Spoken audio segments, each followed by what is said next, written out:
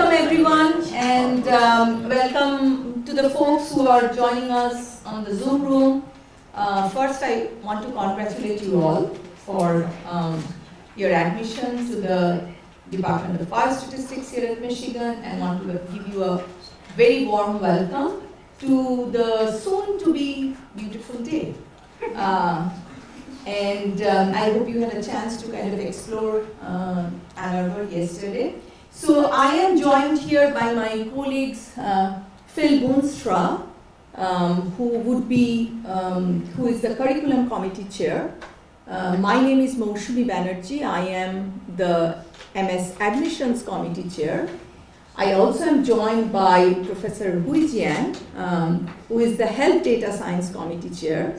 And then finally we'll have Matt Zawistowski, who is going to be the lead of the Biostat coordinator. And this is a new program that we are starting from this summer.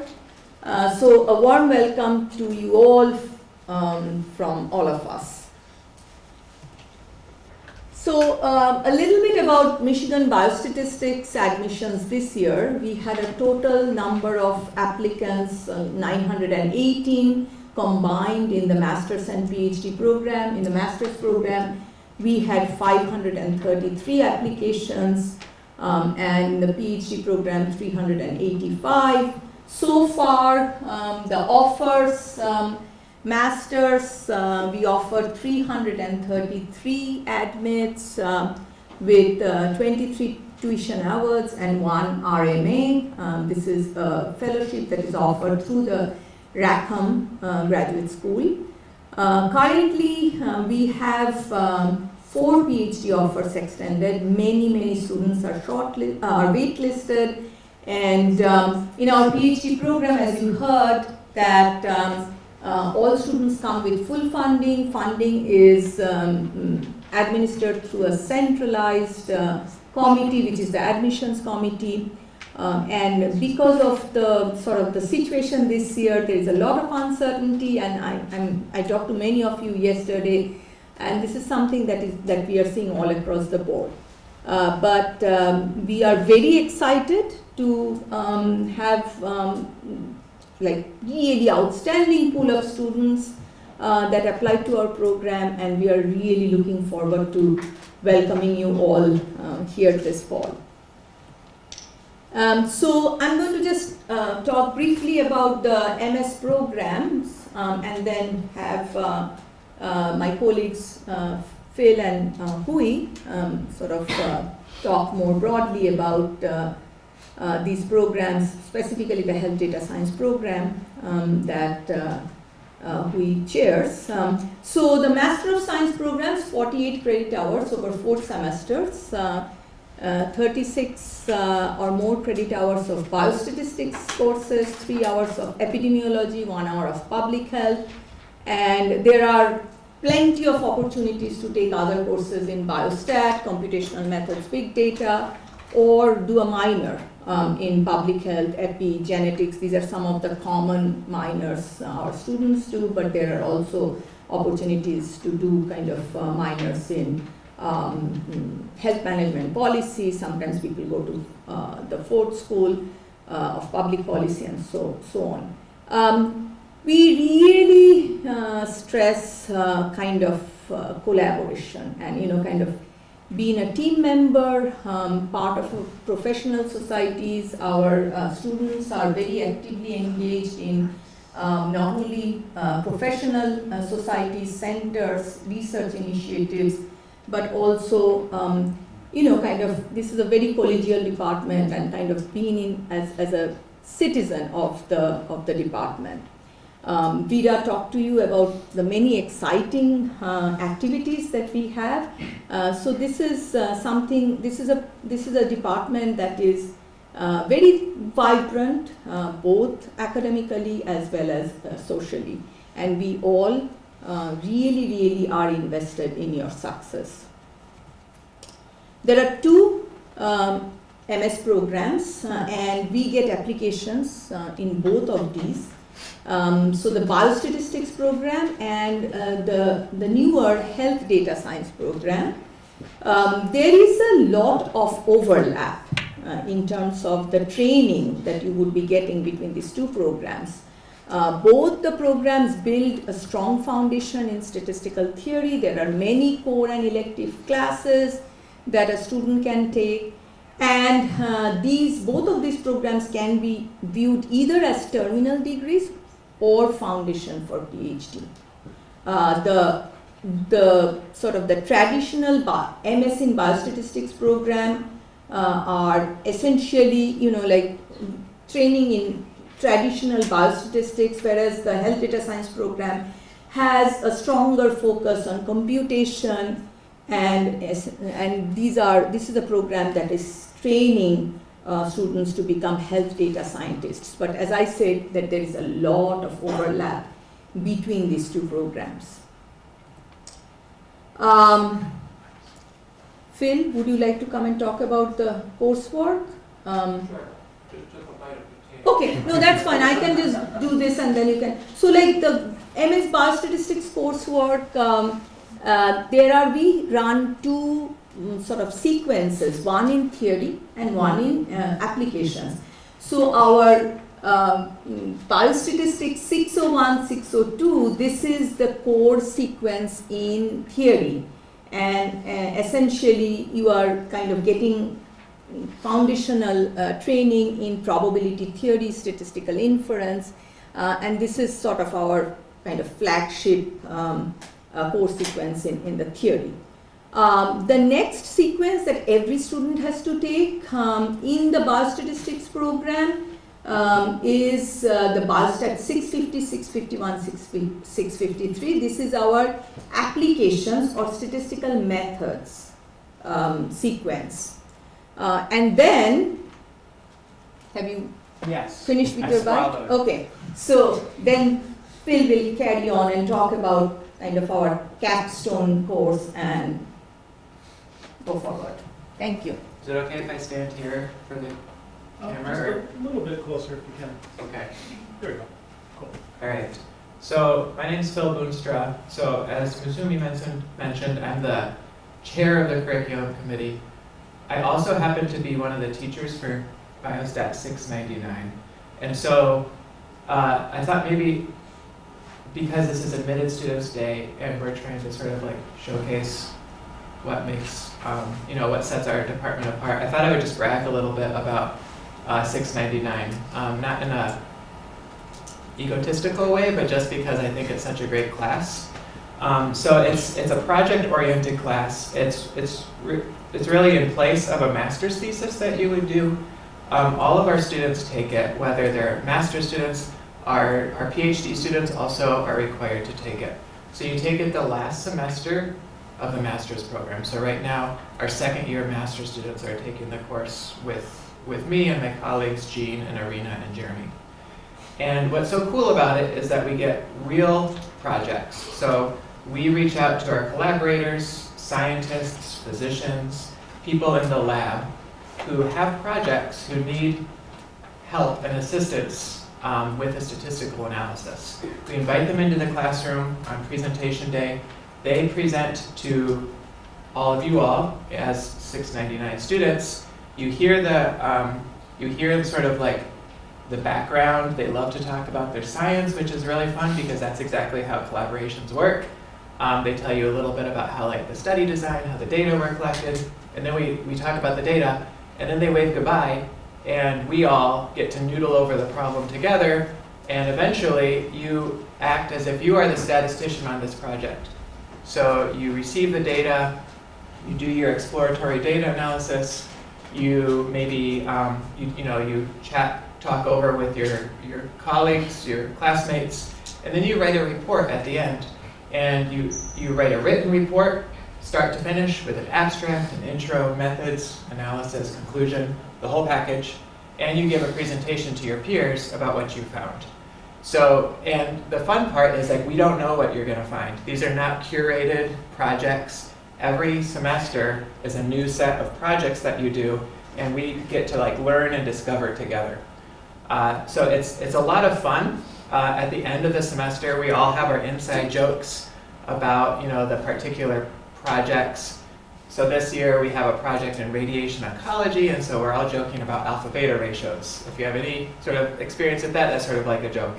In a previous semester, it was a study of sort of elderly people, like measurement times about like how fast they could get in and out of a car. And so we learned new words like egress and ingress. And so like everything was about egressing and ingressing, and that was like our running joke for the semester. So it sort of is like, it's fun because we get to know the students much better than we otherwise would. We, like, office hours are really well attended. We just get to have really fun conversations learning together about the data in office hours. Students show us the plots that they're making, and we discover sort of weird quirks about the data. So that's sort of my sort of brag about the class and my pitch to you. That's all Biostat 699. Yeah, should I keep going, or do you want me to hand it off to you? No, keep going, because then who is going to talk about Perfect. The health data science Yeah. program. So that's the last of your required core courses for the master's degree. And then to fill out, remember Mousumi said that you need 48 credit hours total, right? So to fill out that degree, you take biostat electives. So these are at least 12 graded graduate level classes that you might take. Some examples could be survival analysis. You could choose from some of the classes that the health data science students are taking that aren't required for the regular, for like our sort of like traditional degree, but you're free to take those. You could take things in categorical data analysis. There are specific classes in the statistics department on campus that also would satisfy these electives. So that's greater than or equal to 12, and then whatever balance you have to get to 48 credit hours, we call these open electives. So these could be more biostatistics classes. They could also be public health or like biostat adjacent type topics. So anything in public health, computer science focused, some electrical engineering classes, bioinformatics, more statistic classes. It sort of is intended to be expansive. And so if we have a list of all the classes on campus that you can take as an open elective. If you find a class in School of Social Work, and if you sort of can make a case that it's public health oriented, then you can request that be approved as an open elective. So that gets you 7 hours to fill out the totality of your 48-hour degree. Yeah, and I'm going to add one more point to that. So there were a lot of questions students yesterday asked me about those additional electives. If you have, let's say, interest and preference to maybe explore some courses that are quote-unquote non-traditional in our department, you are always welcome to sort of talk to the curriculum committee, and let's say you want to take a course in public policy. So these are really meant for you to, as Phil said, that kind of explore, expand, and feel free to sort of reach out and propose that I'm really interested. You might want to take courses in computer science, in AI, and sort of feel free to propose those and talk to the curriculum committee. We have, not to get too much into the details, but we've got like a rubric sort of like to adjudicate these requests to make it a little bit more objective. And so we can talk about that more. I'm happy to sort of like point you to where that rubric is, or maybe we can share it with you all. But that's sort of like the process of approving those requests. I'll just wrap up this with, so who pursues biostatistics degrees? In the application process, basically for the biostatistics program, we see students coming from a varied sort of backgrounds. So we get a lot of applications, of course, from students coming from math or statistics, applied math, but we also get students from biology, from econ, from neuroscience, from other biological basic science fields. We have, this year we had students from pharmaceutical engineering. So it's like varied backgrounds.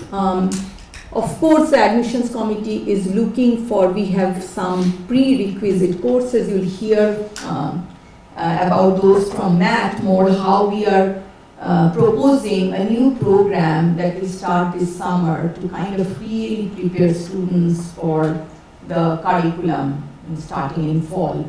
But our students come from a wide variety of disciplines, and that's kind of the beauty and strength of the department. You learn from your peers. MS Health Data Science coursework. I'm going to ask Hui to speak on that. Sure. Hello everyone, welcome being here. As being introduced, I'm the Health Data Science Committee Chair, so I oversee that sort of a quite new program. So the history is that, we have a long-standing biostat program, which has been, one of the strongest in the nation, has been, doing very well. But in recent years, we all see the needs of, developing more like computational, machine learning, data analytic skills to deal with ever-growing bigger data, right? And then there are new things we need to add to the curriculum. Well, it's very hard to cut from the existing curriculum because every course is so great. So in the end, we decided to create this parallel program called Master in Health Data Science. We're actually piloting it for 4 years as a sub-track in the biostat, and then until it's running well, all the course running so well, we created this new master, which actually started in 2023. So right now, the second cohort is in the program the second year. No one has graduated yet, technically. So the idea is we actually created many new, like you see, computing-related course like health data science and computing with big data and machine learning and all of those, and the new parallel capstone course in parallel to the 699. They will just introduce this called the 629 here, which focus on like a bigger data. But in the meanwhile, we keep the core part of the biostat training so that you all got solid statistical thinking and statistical training. So that's the curriculum here. It's largely overlapping, so you consider it a separate master program, but actually it's actually a greatly larger master cohort because you're gonna take the same courses, many of them, as the master in biostat student here. And for the electives, actually, it's also open. For example, personally, I'm teaching Biostatistics 625, Computing with Big Data, which is core course for the Health Data Science Master. However, it's also one of the possible elective for the biostat master. So in my class, actually, I have students from both sides, quite a big class. So that gives you the flexibility. If you're in one program, you want to take a course from the other program, always open. So you can actually take a course from either program. You're going to see the same cohort again and again and again. Other than that, it's slightly different setting. We have like 4 statistical core courses, 3 health data science or computing core courses, and 1 capstone course. And other than that, the electives, the computing electives, and other open electives are sort of similar. So in the end, both programs are 4 semester, both programs are 48 credits. So it's pretty much got same amount of coursework and graduate at the same time. It's really slightly different focus, right? If you like traditional biostatistical courses, then the biostat master will be the way to go. If you like more like data science kind of focused, then the health data science will be the way to go. Right now, I think the size-wise, the traditional biostat master is like 3 times larger on average than the other one. So the other one is just new, so we're gradually growing. It's a slightly smaller program, but like I said, you're gonna take a lot of courses which are shared at both programs, that fashion. So maybe just 1 minute on the course, following Phil, I'm teaching Biostat 625, which is called Computing with Big Data.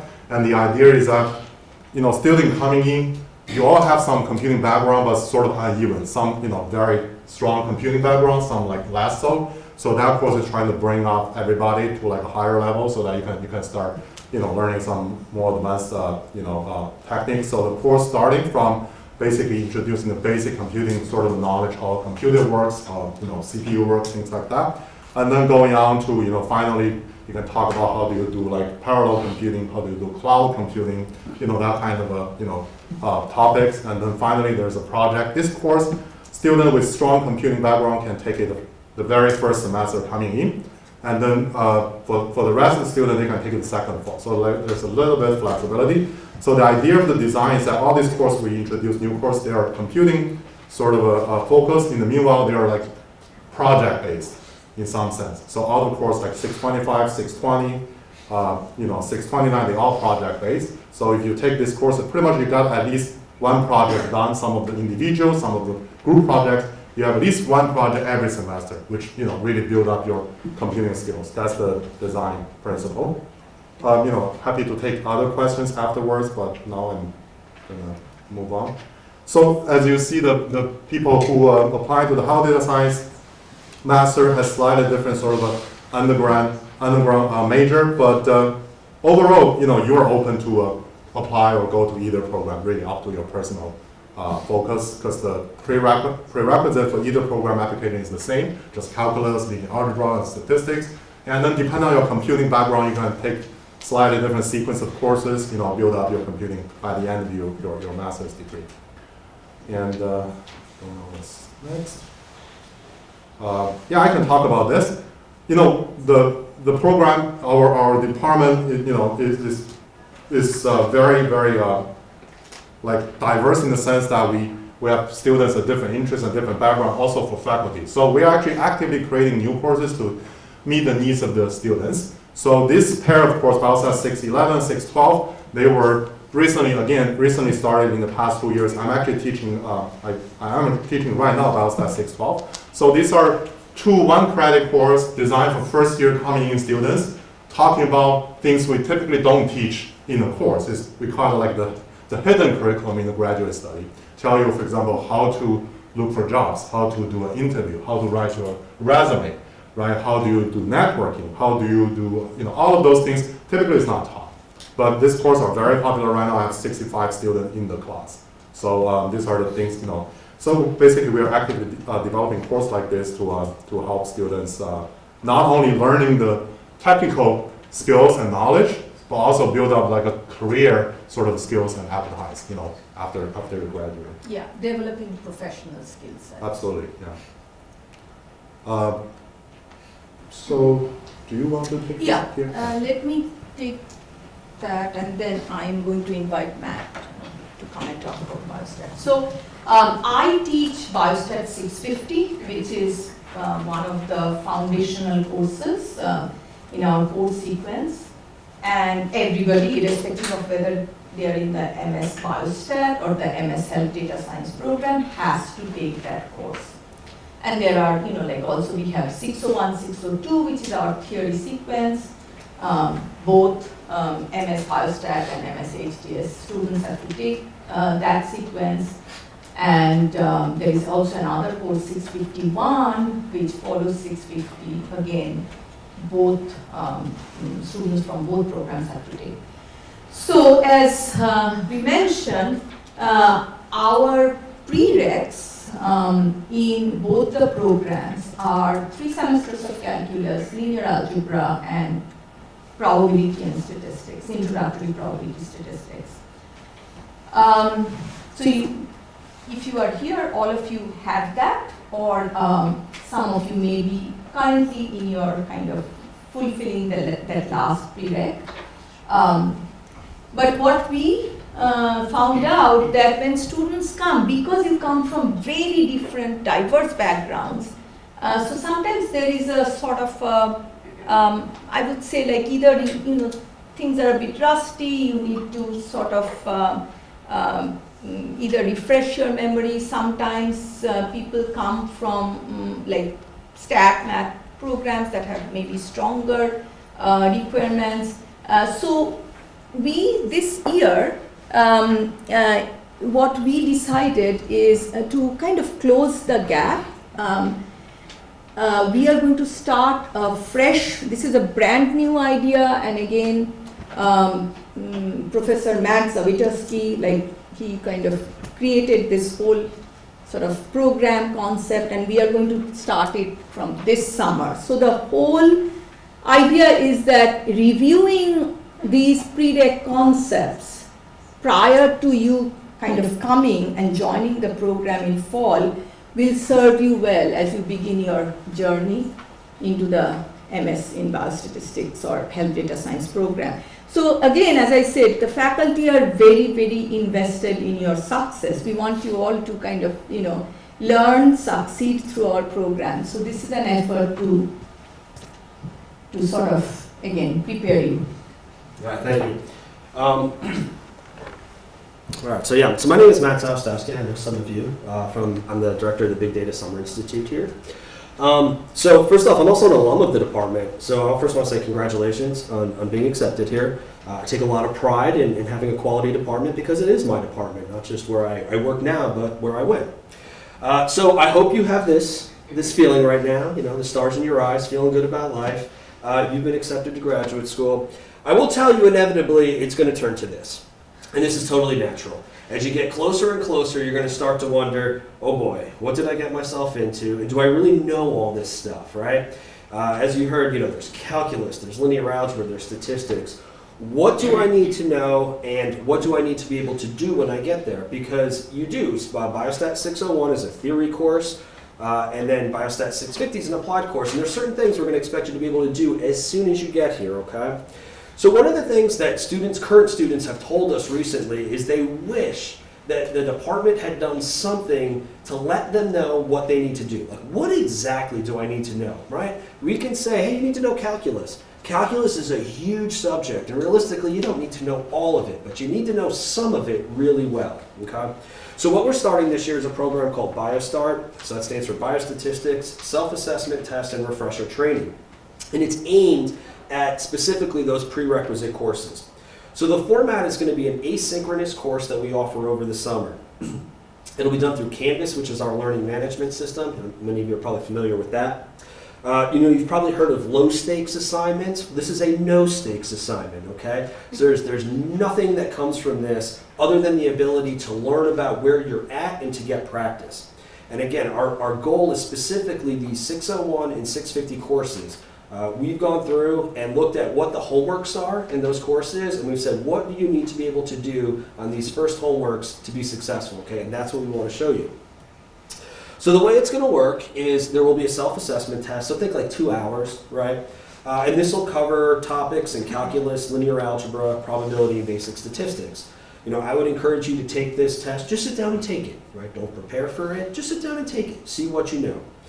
It's going to allow you to find out what you don't know, right?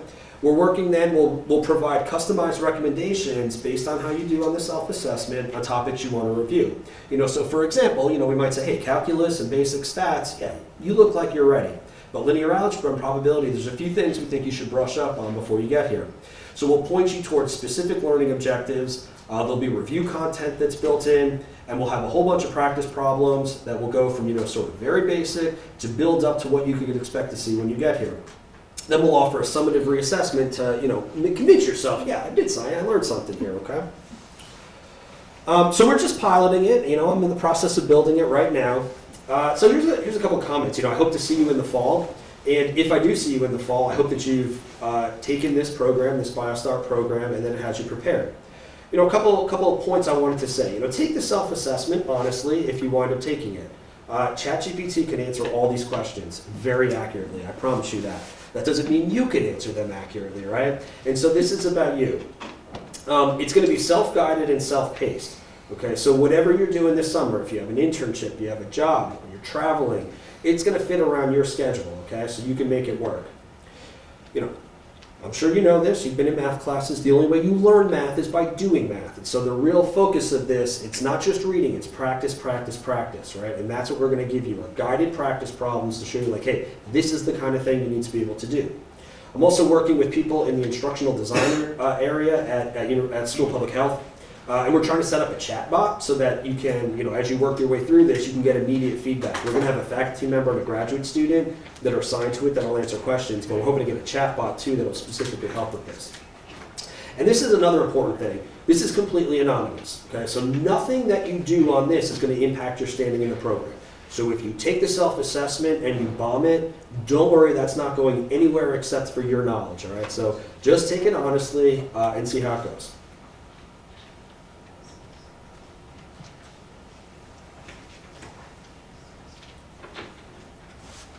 I don't know, we touched on this a little bit. This is probably, how are we doing with time? We are okay. So I'll talk briefly about funding sources. This did come up.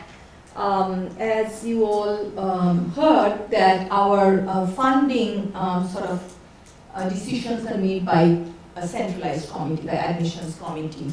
Our students typically are funded through GSRAs, Graduate Student Research Assistants.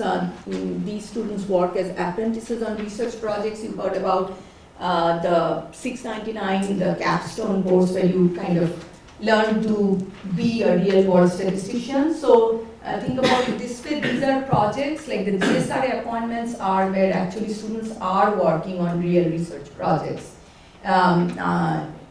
Kind of under the supervision of a faculty mentor in biostat and a collaborating scientist.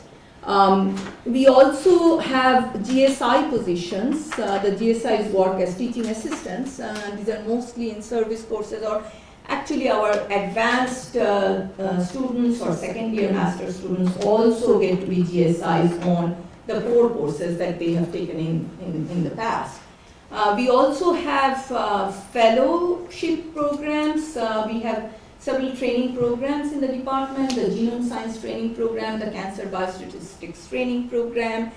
There are this Rackham Merit Fellowships, Regents Fellowship. So these are all, like these fellows are supported to, take courses, do research, but there isn't kind of an assignment that is tied to these fellowships. 11 of our students were funded through these fellowships in 2024-25.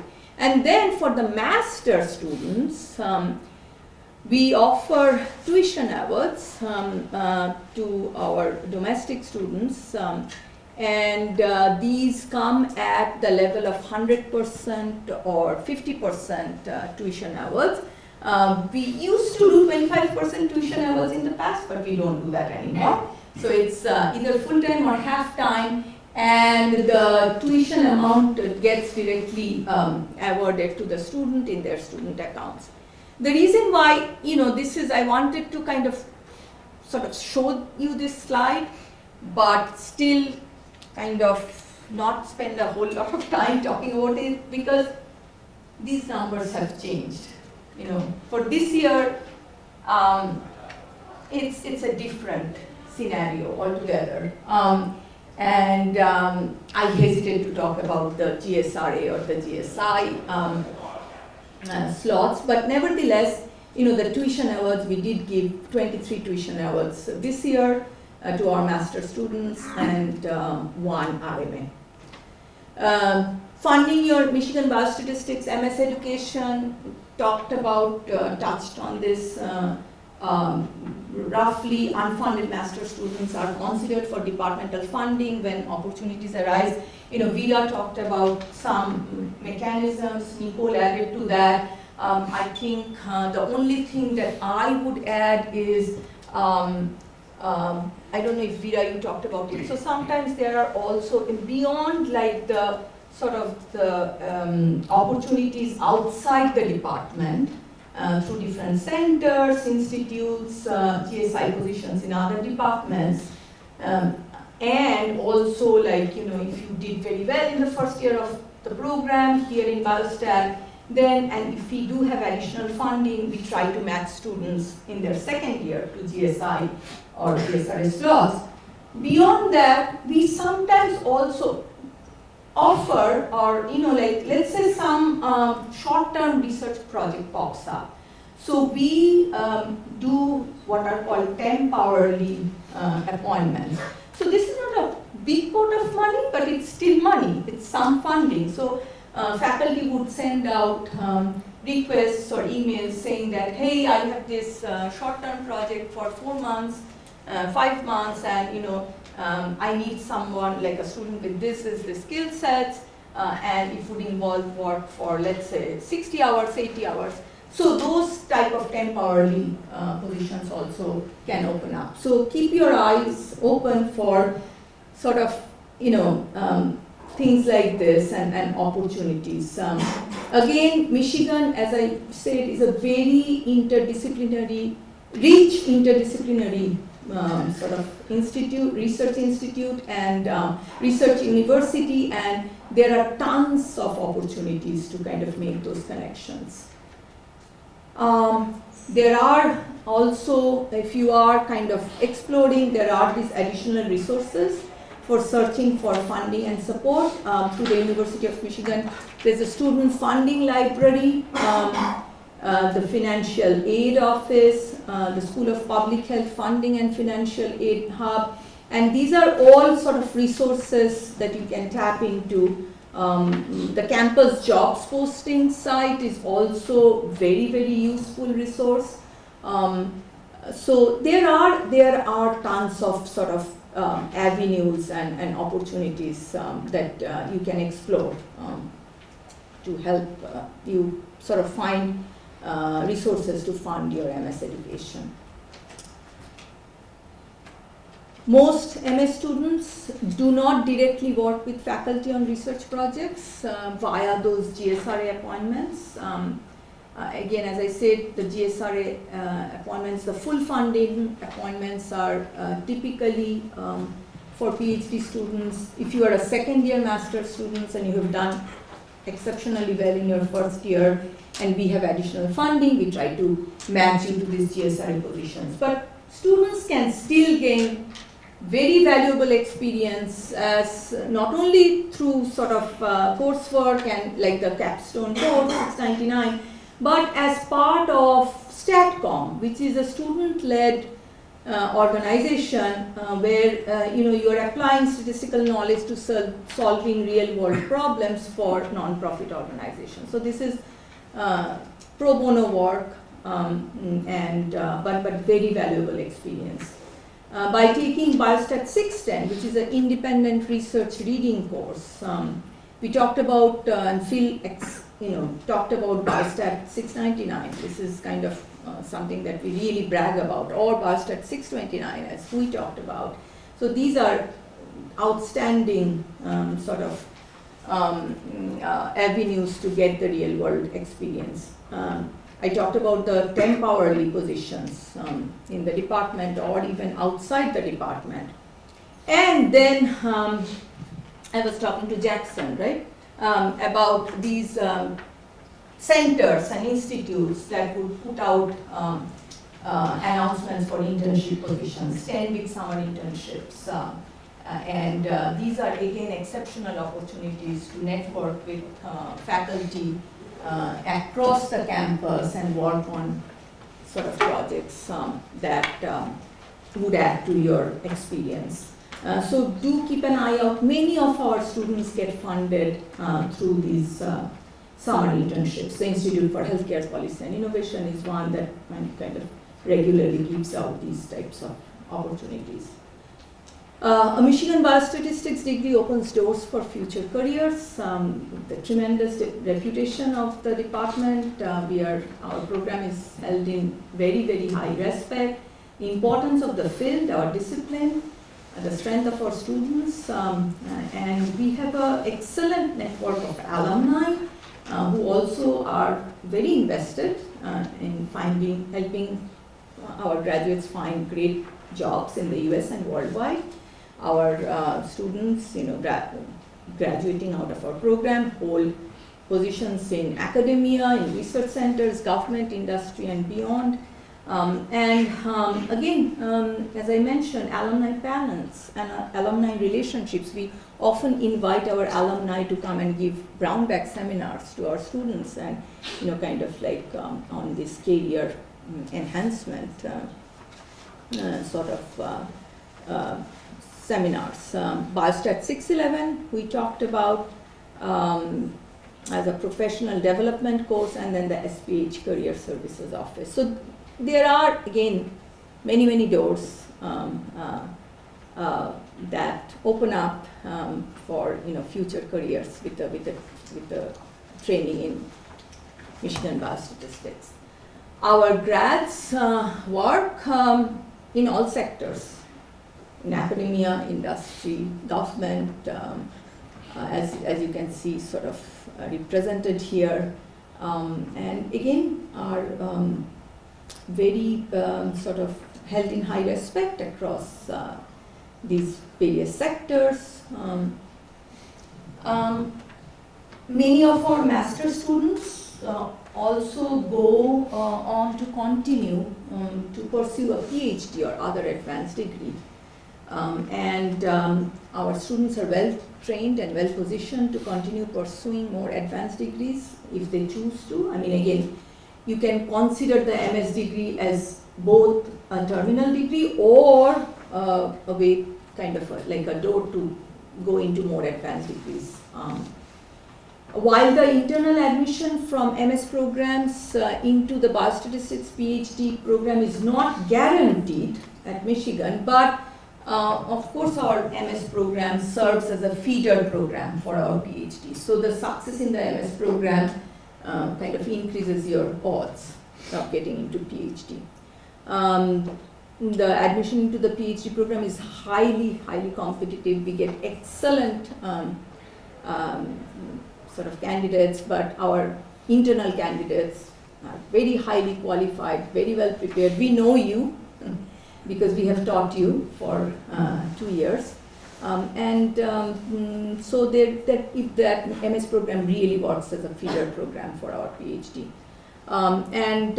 Lastly, given a strong track record of academic performance in the MS program, even those who are ultimately not accepted into our PhD program, they end up having abundant options, across a wide range of institutions and fields of study, and they do very well from, whatever their choice is.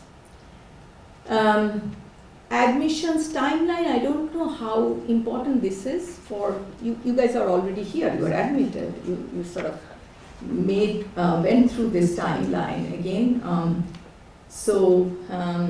With that, I'm going to see if you have any questions, but once again, congratulations, and pat yourself on the back.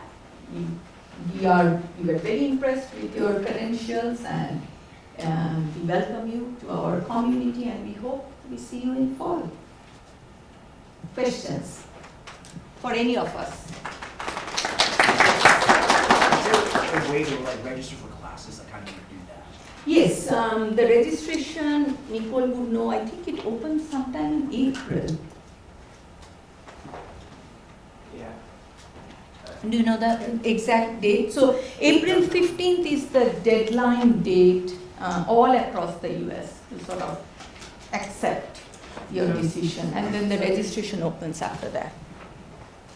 So it's not a huge, there's not like a huge, for like our first, for your first semester here, essentially, and unless there's like sort of unique circumstances for your situation, your classes are basically decided for you between 601 and 650 and Biostat 600 potentially.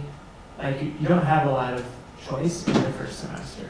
And that's nice because like you're new here, you don't really know what you should be choosing anyways. And so don't worry so much about registering right away. I think typically our incoming students don't register till like the summer sometime, right? Yeah, sometimes summer, but sometimes people do register early. So, but as Phil said, the first semester it's very streamlined. I mean, you kind of have to take 601, 650, 600.